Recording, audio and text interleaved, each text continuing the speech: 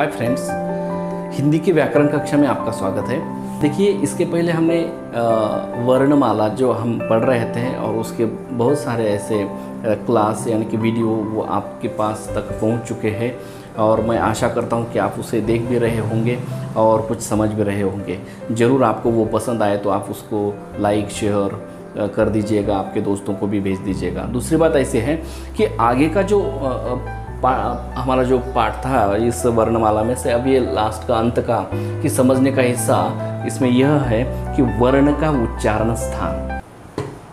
वर्ण का उच्चारण स्थान, इससे तात्पर्य यह है दोस्तों कि क वर्ग के वर्ण, च वर्ग के वर्ण, ट वर्ग के वर्ण, त वर्ग के वर्ण तथा प वर्ग के वर्ण, क च ट त प, ये जो वर्ग के अलग अलग वर्ण हैं, ये हर एक वर्ण का उच्चारण करते समय हमारे मुख में हमारी जो जिह्वा है वह मुख के किस अवयवों को स्पर्श करते हुए इन वर्णों का उच्चारण करती है, और जहाँ पर जिह्वा टीकती है वह जो स्थान है उस अवयव का नाम है, उससे इस स्थान का नाम रखा गया।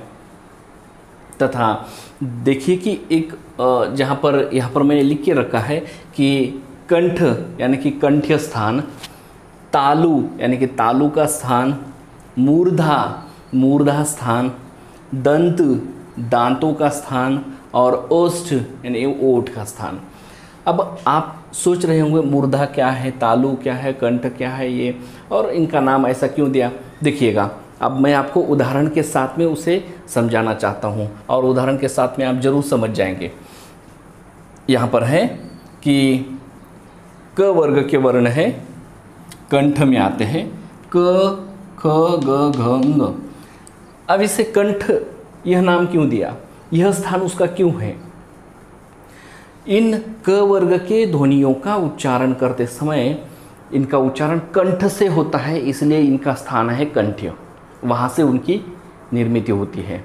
जैसे देखिए क, ख, ग, घ, ङ, ये जो हम उच्चारण कर रहे हैं ना, तो यहाँ से ध्वनि बाहर आ रही है, या फिर हमारे जो मुख विवर की जो हवा है तो यहाँ छेद कर वो बाहर पूरी तरह से निकल रही है। तो ये जो हवा, अब यहाँ पर मैंने इसके पहले कहा था कि जो जिह्वा हमारी जिस स्थान अवयव को स्पर्श करती है, तो जिह्वा के साथ साथ हम यहाँ पर कंठ को हवा स्पर्श करती है, वो भी महत्वपूर्ण है। इसलिए वह हवा कंठ को स्पर्श करती है, इसलिए कंठ्य स्थान यह क वर्ग को दिया गया है। तो क, ख, ग, घ, ङ। अब यहाँ पर तालु स्थान है, तो तालु स्थान मतलब हमारी जो जिह्वा है वो हमारी जो तालु रहती है अंदर से, तो उस तालु को चिपक कर उस वर्ण का उच्चारण करती है। देखिए, ये च वर्ग के वर्ण जो है, च वर्ग के वर्ण का उच्चारण तालु स्थान से होता है। च, छ, ज, झ, ञ। जब मैं उच्चारण कर रहा हूँ इस च वर्ग के वर्णों का, तब मात्र ये जो जिह्वा है तो मूर्धा के कुछ थोड़ा सा पीछे अर्थात तालु को ऐसे टेढ़ी होकर जिह्वा स्पर्श करती है। च, छ, ज, ऐसी जिह्वा ऊपर चिपक रही है। झ, ञ, तो इस प्रकार से। अब हमें देखना है मूर्धा स्थान। मूर्धा का तात्पर्य है कि तालु के थोड़ा सा आगे और दांत के पीछे।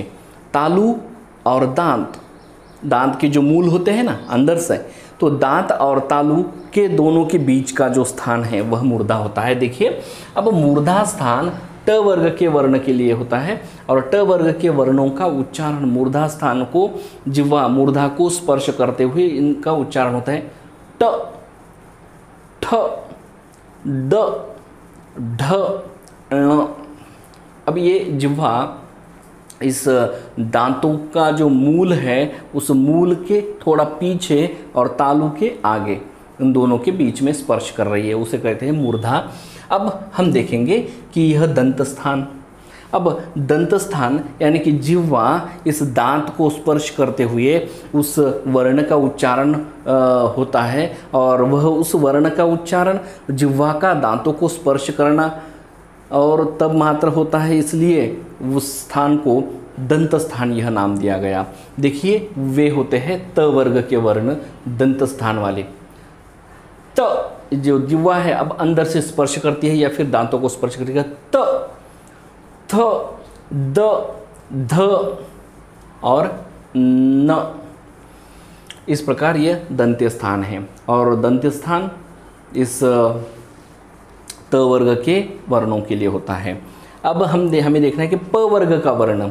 अब प वर्ग के वर्ण जो है वह ओठ से, यानी कि दो ओठ एक दूसरे को चिपक कर फिर वहाँ से हमारी मुख विवर की जो हवा है बाहर आ जाती है, तब मात्र उस वर्ण का उच्चारण होता है और वह वर्ण बाहर आता है। इसीलिए इस वर्ण का उच्चारण स्थान ओष्ठ यानी कि ओठ यह दिया है। तो देखिए प, फ, ब, भ, म, इस प्रकार से है ना। तो इसका वर्ण के उच्चारण स्थान का अध्ययन बहुत ही आसान है। एक बार आपको समझ में आया तो काफ़ी है, लेकिन हाँ ध्यान रखने के लिए आपको एक छोटी सी ट्रिक्स ऐसे बताऊंगा कि क, च, ट, त, प, यही याद रखना है कि ये वर्ग हैं। ये जो सब वर्ण हैं ये वर्ण इस वर्ग के नाम से पहचाने जाते हैं। क वर्ग के वर्ण, च वर्ग के वर्ण, ट वर्ग के वर्ण, त वर्ग के वर्ण, प वर्ग के वर्ण। इसमें क, च, ट, त, प इस प्रकार से उसका उच्चारण होता है। इस वर्गों को या फिर उसे हम इस प्रकार से पहचानते हैं क, च, ट, त, प, क, च, ट, त, प। और क कहा तो क वर्ग के वर्ण इस अंग तक आएंगे।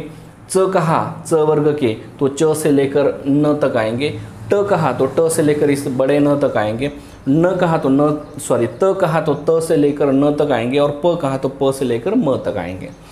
और ये वर्ग जो है, अब इससे और एक बात आसान ऐसी है कि क वर्ग के वर्णों का उच्चारण स्थान कंठ्य है। च वर्ग के वर्णों का उच्चारण स्थान तालु है। ट वर्ग के वर्ण का उच्चारण स्थान मूर्धा है। और त वर्ग के इन वर्णों का उच्चारण स्थान दंत है। तो प वर्ग के वर्णों का उच्चारण स्थान ओष्ठ है। इस प्रकार से दोस्तों ध्यान रखने में आसानी भी जाएगी आपको। एक दो बार इस वीडियो को देख लिया आपने तो आप अपने आप समझ जाएंगे कि इनका स्थान कहाँ पे होता है। और आप घर पे भी जब भी इसे कुछ दोहराने की कोशिश करेंगे, उसका उच्चारण करने की कोशिश करेंगे, तो थोड़ा सा ध्यान दीजिएगा कि जिह्वा कहाँ पे स्पर्श करती है या कौन सा मुख का अवयव है जो एक दूसरे को स्पर्श करता है। तब उस अवयवों के स्पर्श से वहाँ का उस स्थान का नाम दिया गया है या फिर उस अवयव का नाम स्थान के रूप में यहाँ पे आ चुका है। तो इस प्रकार से ठीक है। तो यहाँ पर हम रुकते हैं। यह बहुत ही आसान पाठ था अपना इस वर्ण के उच्चारण स्थान का। धन्यवाद, शुक्रिया, बाय बाय।